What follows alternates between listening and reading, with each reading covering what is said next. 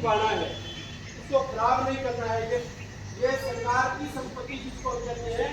सरकार कौन होती है? हम हैं सरकार। लोकतंत्र में सरकार कौन होती है? जनता।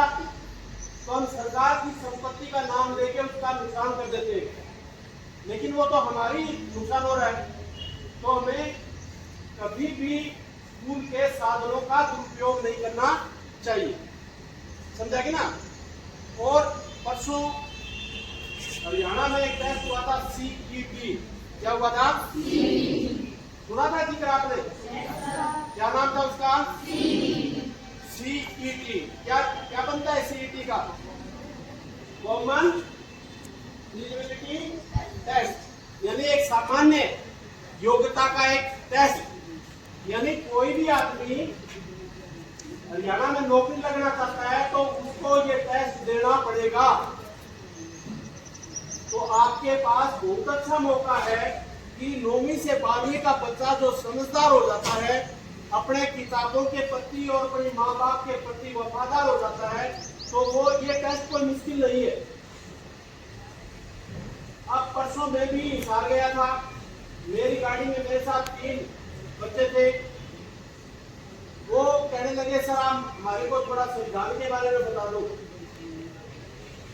10 मिनट बता दो। मैं क्या 10 क्यों, मेरे तो हिसाब तक सुनते जाओ।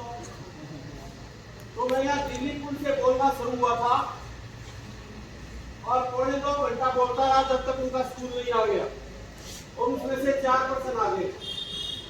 तो जैसे ही वो निकल के आए तो वो बोले बहुत बहुत धन्यवाद सर आपका, यानी 4 पर्सन आ गए।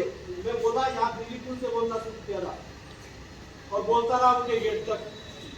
बीच में पूछता रहा कि बोर हो गए तो बंदी तुम क्या कैसे गणेश जी चला के रखो, ठीक है ना। अपने स्कूल में बहुत योग्य अध्यापक है। मैंने मेरी जिंदगी में पहली बार देखा है कि एक स्कूल में 100% योग्य अध्यापक है। यदि आपने इसका फायदा नहीं उठाया तो पूरी जिंदगी पछताओगे आप।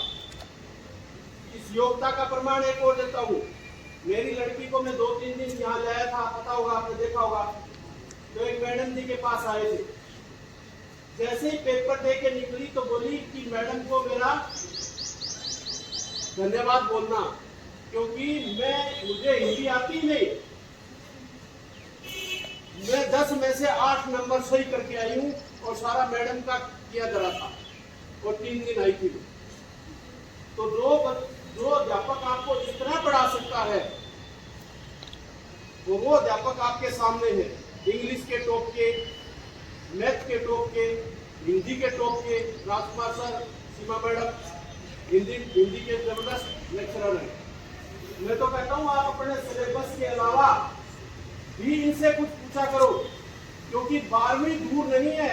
9वीं 10वीं के लिए 12वीं दूर नहीं है, और 11वीं वाले तो दरवाजे पर खड़े हैं, और 12वीं वाले को तो कुंडा ही लगाना है, बाहर जाना ही है। तो आपके लिए बहुत सुनहरा मौका है कि आप अपने अध्यापकों से सिलेबस के अलावा भी बात कीजिए और टेक्स्ट बुक खरीद लीजिए। जो गाइडेंस से पढ़ रहा है फैसला करना है कि मुझे महाराणा चौक पर रेडी लगानी है या मुझे अफसर बनना है, मेरा जीवन सुधारना है, मेरे माँ बाप का जीवन सुखमय बनाना है। आज हमारे माँ बाप जो लोगों के घरों में काम कर रहे हैं, दिहाड़ी पर काम कर रहे हैं, ऑटो मार्केट में काम कर रहे हैं, रिक्शा चला रहे हैं, वो आपकी तरफ देख रहे हैं। और आपका ये है होना चाहिए कि मैं एक दिन बड़ा होऊंगा तो उन मेरे माँ बाप को जो आज तंग है उनके लिए मैं सुखमय जीवन करूंगा उनका। समझा क्या सबको? समझा रहा है क्या? बेटा आपके पास बहुत अच्छा मौका है, सारे बच्चे टेक्स्ट बुक खरीद लो और घर में कम से कम 2-3 घंटा टेक्स्ट बुक पढ़ो। यदि आपको घर समझ में नहीं आती तो आप मिसाल लगाओ, अपने मैडम सर से आके बात करो। आपका काम 9वीं कक्षा पास करना नहीं है, आपका काम 10वीं कक्षा पास करना नहीं है, आपका काम है ज्ञान प्राप्त करना। जिसके नंबर 40% आएंगे वो भी CET दे सकता है, 99% वाला भी दे सकता है। यदि गाइडों से पढ़ के रट के 99% ले लेते हैं तो आप CET और ये बड़े बड़े एग्जाम में ये पास नहीं कर पाओगे। और जो बच्चा 60-70% लेकर भी यदि किताबें पढ़कर पास हुआ तो पक्का वो पास होगा, ऐसा मैंने देखा है। तो मैं तो आगे रिटायर हो जाऊंगा अगले अप्रैल में, ठीक है ना।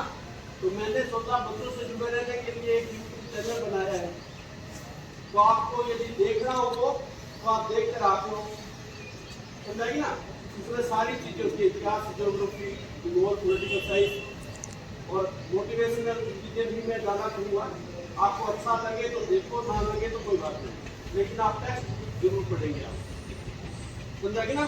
आज से ही टेक्स्ट लिख के लाओ और घर रख दो अपने किताबों के साथ जीना सीखो। जो किताबों के साथ जियोगे नहीं तो कुछ नहीं पढ़ना, आप मजदूर क्या हो रहे हो। तो आपको ये फैसला खुद करना है कि मुझे मजदूर नहीं बनना, मुझे अच्छा नागरिक और अच्छा जीवन बिताना है और मेरे माँ बाप का जीवन सुखमय करना है, तो मुझे आगे पढ़ना चाहिए और वो भी टेक्स्ट बुक के साथ पढ़ना चाहिए।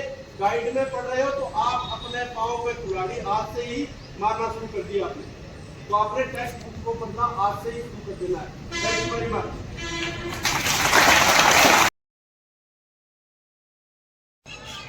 और खैरपुर स्कूल में +2 एक कक्षा में पढ़ता हूँ। और कैप्टन है स्कूल? Yes sir. हाँ, तो ये सबसे बड़ी बात हुई, बोलो। मैं कैप्टन हूँ। मेरा नाम चिरंजीत है, मैं 12th का स्टूडेंट हूँ, मेरी पोजीशन ऑलराउंडर है। मेरा नाम यादविंदर है, मैं 9th की B क्लास में हूँ। मैं थोड़ा जोर से बोलो।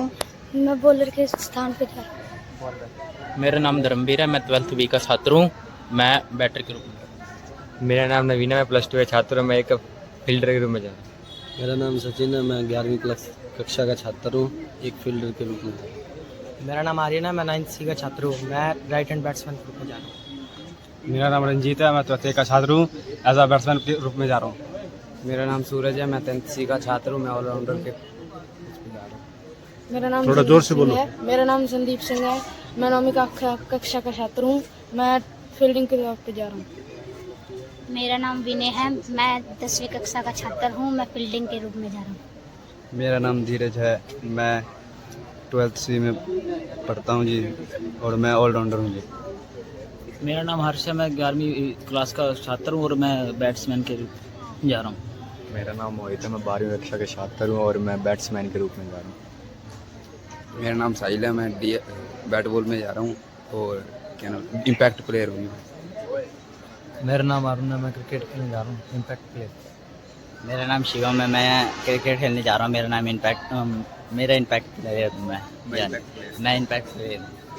क्या होता है इम्पैक्ट प्लेयर? सर मतलब जैसे इन सब का ध्यान रखना, थोड़ा इन सब का मतलब ध्यान रखना। और क्या होता है इम्पैक्ट? सर इनको मतलब जैसे कोई प्लेयर अगर बाई चांस मतलब कुछ भी हो जाए, चाहे हो ना है, मतलब खेल नहीं पाए तो खेल ना पाए, वहाँ पे हमारा काम है। अब हमारे कुछ बच्चे अन्य खेलों में भी जा रहे हैं, उनमें आपका नाम? मेरा नाम संचित है।